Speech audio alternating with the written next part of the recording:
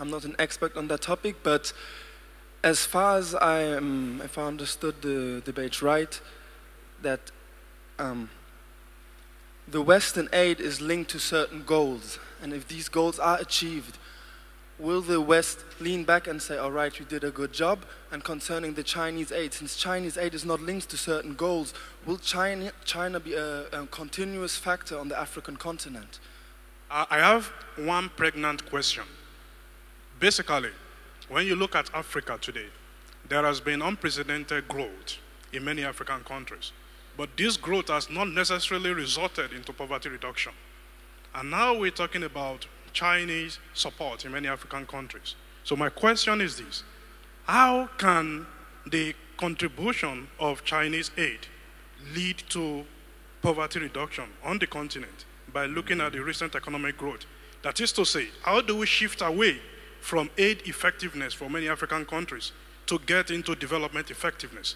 Because for me, for many African countries to tap into serious growth and have poverty reduction, we need to be talking about development effectiveness rather than aid effectiveness. And the pregnant side of the question is, how do we mitigate the negative effects of many of the infrastructure projects that many Chinese companies are doing in many African countries in terms of the effects on local industries as well as on environment? How do we deal with such things? Thank you. My question is for Helmut. Much of what is coming out from Chinese aid is of nature of export credits. Can we see what is happening with the DAC export credit industry?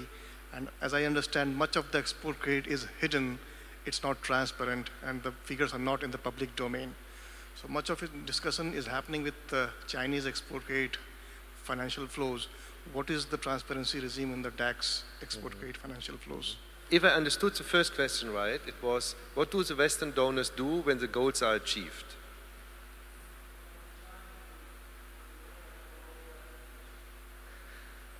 I think the Chinese, one distinction is the Chinese are not very articulate about development goals in the first place. The entire approach is very different. They need raw material. And for that they engage in a cooperation package which in the end will be helpful. That's why I equal it to Adam Smith. I say it's like his baker and brewer and butcher, who doesn't ask, oh, how blue are Helmut's eyes? Oh yeah, I do a very nice beer for him. He just sees the money he can make, but the end result is the baker delivers you the bread in the morning, and in a fairly reliable way. And therefore I sympathize a lot. We don't need to look at aid effectiveness, but on development effectiveness. And we have to measure much more. I think here we researchers are called upon to look much more at empirical outcomes, because there is so much talk. Hillary Clinton goes to Zambia and says, you should engage, not engage with the Chinese, you should engage with us, because from us you get capacity building. I mean, this is a laughable proposition. If you read Building Bridges that the World Bank did 1 or 2 years ago, there is so much capacity building that the Chinese in particular have been doing in the infrastructure arena.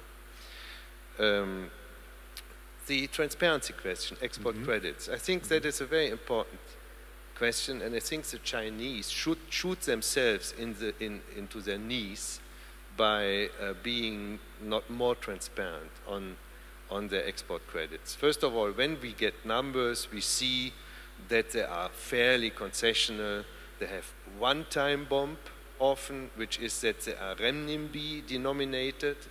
And that is a big problem in my view, because we had that in the past with Japanese aid credits to Indonesia. Indonesia, an oil producer who sells on dollar-denominated markets and then is indebted in yen, and then the yen shoots through the roof, and Indonesia has a debt problem without ever having run deficits. And that can happen to African countries as well when they accept export credits in renminbi.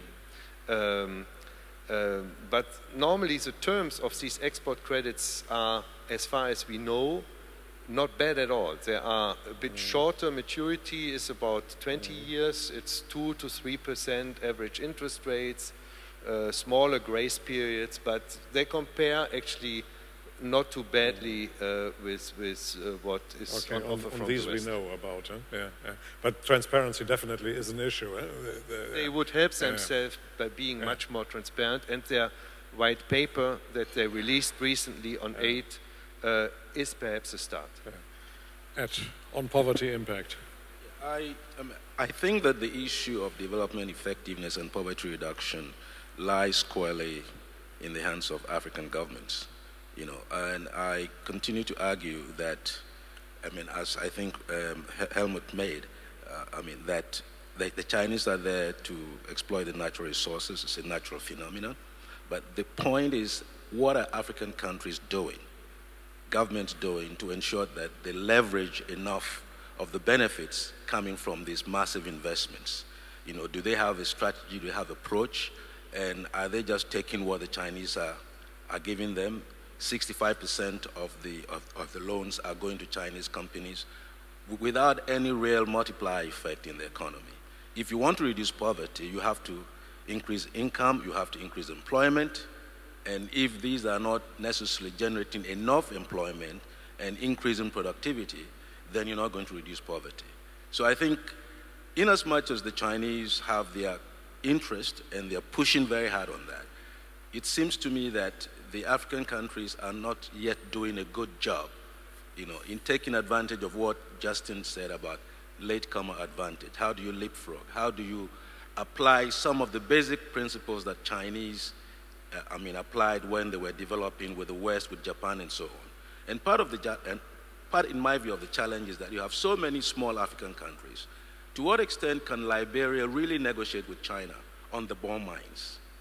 When the Chinese came on the bomb mines with a prototype of what they want to do, with data showing what the world iron ore trends are going to be over time, where the government is totally not ready, have not done any homework on these issues, and just gave it up, 2.5 billion. It's big money initially, but in the long run, is it going to benefit the country? Are they going to create the jobs that, we're all looking for? So these are the issues. And, my position is that the Chinese overtures are welcome, but African governments have to be prepared to take advantage of it. If they do not have a strategic approach to it, the train is already moving, and they are just going to suffer the same kind of difficulties they had when the West also, in the post-colonial era, were also coming and exploiting the minerals and so on. So there is a lot of lessons to be learned, and there are advantages that can be obtained in this process. So for poverty reduction, I think a lot more can be done with the kinds of investment that the Chinese are making in Africa. But I don't think the governments are doing enough job in making this happen. I think the only country I can see doing a lot is probably South Africa, where they have a strategic approach and they negotiate hard to ensure that there's a good enough multiplier effect in the economy. Ethiopia also seems to be beginning to, because they have a good industrial policy and they're pursuing an aggressive policy with the Chinese. But many of the other countries are just taking it as it comes. Nigeria may be beginning to emerge in that area. But for small economies, I would still argue that a regional approach, China today is not interested, or at least are not looking seriously at providing regional support. They are still working on individual countries. So a regional approach is going to be part of the solution. If you have a regional industrial policy, in any of the regions in Africa, there isn't any regional approach to industrial policy, which would allow smaller countries to benefit from it. We work on it for the EAC by now, besides. Helmut is volunteering to briefly open the box on migration and then immediately shut it after. Yeah. Eva raised, I think, a very important point, because that's another distinction. You estimated, I think, at one point that there were 1 million Chinese diaspora now in Africa. My first thought was, of course, maybe they transform into something like the Lebanese in West Africa or the Indians in East Africa, and become also an entrepreneurial segment in Africa with links to the Chinese countries, which would be very positive. Then, of course, it's a very chaotic process. You have several layers of migrants coming from China, most of them probably very poor, from poor hinterland who hope to have a better life in Africa than they can have in the Chinese hinterland. And they cause friction, they cause xenophobia, where they, for example, trade in retail trade and so on. That's obvious. But on the other hand, they also provide the population, the consumers, with cheaper goods, with more variety of cheap goods that they can use, for example, to transport water in plastic bottles and so on. Just to give an example, I think, therefore, then we have also the Chinese tradition to stay on the job, to monitor a project until the end, because they have made very bad experiences when they left it prematurely. So it's important for projects they think to succeed that they stay on until it is really running. And I see it on balance, therefore, quite positive. I always joke that they don't hide in the climatized five-star hotels, as some of the Western representatives and aid representatives do, but they are poor enough to faire la conquête de l'espace, as the industry minister of Benin said. Yeah? He said they go really into our hinterlands, and for example, and that's another Pandora box, develop agricultural land and produce new food that wasn't produced and in areas that were not produced before. So on balance, I think it's positive. Mm-hmm. Okay. So far on migration, Chinese model is better. The votes, please.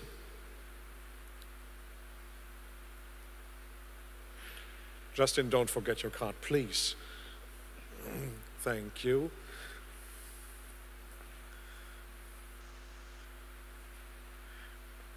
Mm-hmm.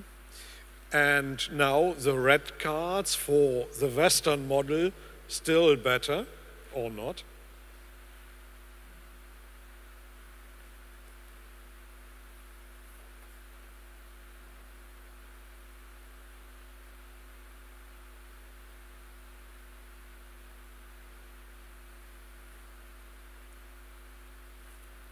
Got it, Linda? Okay, and then the tiny minority of those still being undecided on the subject, or neutral, scientifically balanced, or whatever you term it.